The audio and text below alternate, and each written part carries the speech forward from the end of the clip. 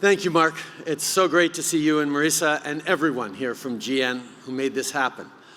Happy to be here with Lloyd Longfield, who's a regional MP and a hardworking member of our amazing Auto Caucus.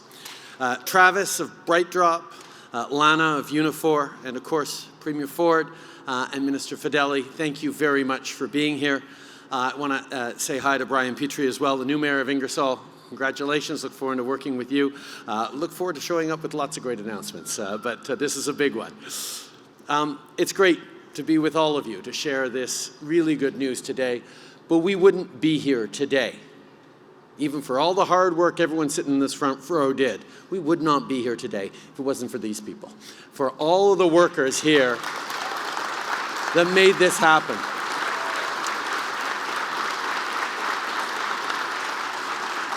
Because, you know, I get to travel around the world and pitch to a whole bunch of different companies. Last time I was standing with Premier Ford, an announcement like this. It was an announcement at Nokia that featured a real strong emphasis on research and development here in Canada for the Finnish telecommunications giant. We pointed out there was, millions of dollars invested by governments to draw them in. But every government in the world would love to invest millions of dollars to draw in places like this. There's a huge competition around the world to try and make sure that we are part of the future, that we're securing future for communities, for workers and their families. And yes, government can step up with money, and we do. But the best selling point we have is always, invariably and inevitably, the extraordinary workers at plants like this. So thank you very much for everything you guys are doing.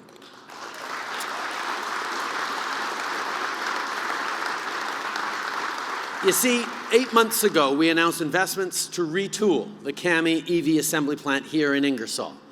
Then GM began working to get CAMI ready for electric vehicle production. And today, as Mark pointed out, in record time, we're opening the first full-scale commercial electric vehicle plant in Canada. Aujourd'hui, on ouvre la première usine à grande échelle de production de véhicules électriques commerciaux au pays. On maintient des milliers d'emplois pour la classe moyenne. C'est une excellente nouvelle pour nos travailleurs automobiles. Et c'est une bonne nouvelle pour notre environnement, parce que c'est en faisant la transition vers des véhicules électriques qu'on s'assure que nos enfants aient de l'air pur et des bons emplois pour des générations à venir. When we invested in GM's project, we knew we'd get results. Now, as the first BrightDrop electric vans come off the line, we get to see these results. And it's great to be here with Doug and Vic, but usually there's 4 of us for these announcements, and our friend François-Philippe Champagne, who worked incredibly hard as industry minister. If he were here, he'd be pointing out, Mark, the time of the text he sent you to get this rolling. He is tireless, as all our team members are, in drawing in announcements, and he really wishes he could be here today, but we have him over in Europe right now securing more deals for more workers across this country to be able to deliver for more jobs for Canadians. And of course, I want to thank the people at GM and Unifor and Premier Ford and his team for working together as partners to make this happen. But mostly, again, we need to talk about Canadian workers who, your skills, your ambition, and your hard work get the economy going and help us convince big companies like GM to continue investing in Canada. You know, just a few weeks ago, I was in the Indo-Pacific to strengthen our economic ties with the region, to create good jobs in Canada and more opportunities for our businesses. We know how important Asia is to the growing global economy. So during that G20 in Indonesia, I spoke to a room filled with business leaders to pitch them on what we're doing here in Canada, on why investing in Canada is exactly the right thing. So it's not just people who are as close as GM is, who sees up front all the potential that Canada has, but people from around the world noticing what Canada has. We have the values that make us reliable partners to invest in, to grow in, to commit to generations worth of work. I've talking with some of the workers here this morning, been here for 25, 30 years, seen all the different iterations of it. And that's what people get. When they invest in Canada, you get that reliability for decades, for generations to come. We also have the raw materials that the global economy needs. We know that there's a lot of questions a whole bunch of companies around the world have around the supply of essential goods, of raw materials, of energy they're going to need. We've seen Russia as an unreliable partner. We've seen increasing challenges from China. We know we need to be delivering those raw materials from reliable, friendly, environmentally protecting countries like Canada. And there's a huge amount of interest in Asia and around the world at Canada being part of how we move forward as a world. And most importantly, of everything I was selling businesses around the world on, it's Canadians themselves. Our strong, educated, diverse workforce that is the envy of the world. With immigration, we're actually growing faster than all other G7 countries.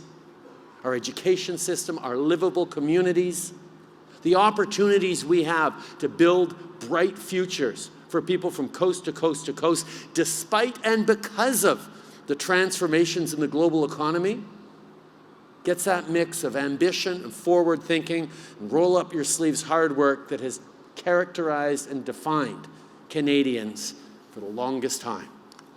We're creating a whole supply chain here in Canada so that auto workers here in Ontario will be able to build electric vehicles with batteries made in Quebec from nickel, mined in Northern Ontario, and lithium from Alberta, with made in Canada steel and aluminum that is some of the cleanest in the world. And I can tell you that international investors are noticing. For example, they're noticing full on that with our government's efforts, we've gone from 5th in the world to 2nd in the world when it comes to the battery supply chain. We're growing a strong middle class in Canada so workers, their families, and everyone can succeed. Il y a encore des politiciens qui pensent qu'il faut faire un choix entre l'environnement et l'économie. Mais quand on voit ce qui est en train de se bâtir ici et ailleurs au pays, c'est évident que la protection de l'environnement et l'économie doivent aller ensemble. L'usine dans laquelle on se trouve aujourd'hui projette de fabriquer 50 000 véhicules utilitaires électriques par année d'ici 2025. Ce résultat concret, c'est exactement ce qu'on va continuer de livrer. We know the world is changing. We know we're facing significant challenges in the way we do things and the way we need to do things to make sure the future generations have the best chances ever. But that's what we're up to as a task.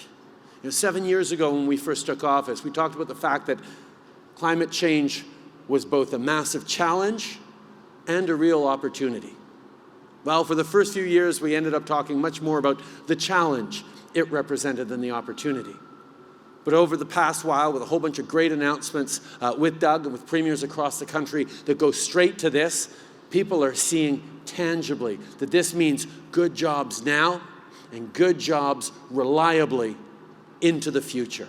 That's what people want for their families, for their communities, for their country, and that's what, together, we're delivering.